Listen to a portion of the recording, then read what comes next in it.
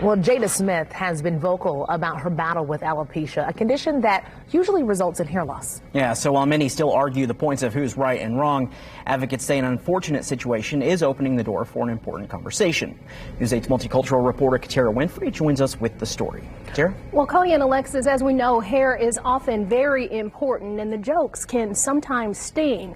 Now, earlier this month, a teenager in northern Indiana with alopecia committed suicide, reportedly due to being bullied at school.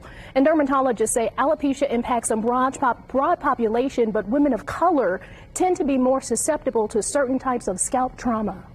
It's taken 10 years, but Dewana Bass has finally started to openly talk about what it's like living with alopecia. I freaked out. I cried. I got into a depression, and it just was unbelievable. But over time, it kept getting worse. Years ago, a scalp biopsy showed she has alopecia and her hair would never grow back. And she bravely let her stylist share these before and after pictures. My sides are gone. My whole center is gone.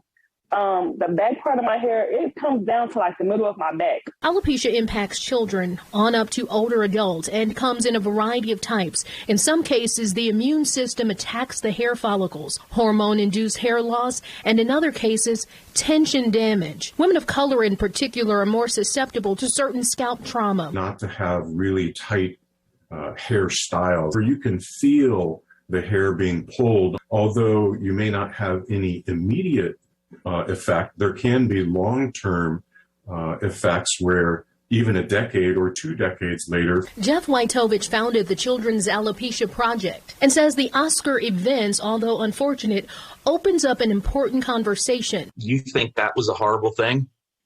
Kids are being tortured every day and being made to feel less than. So I appreciate the awareness, but I hate the reason why. Bass says at first very few people in her family knew about the diagnosis. And while she's still opening up about it, it's still a painful process. Be who you are. Don't let anyone talk about you. Don't feel bad about it. It's a part of life. You're going to be beautiful with or without the hair.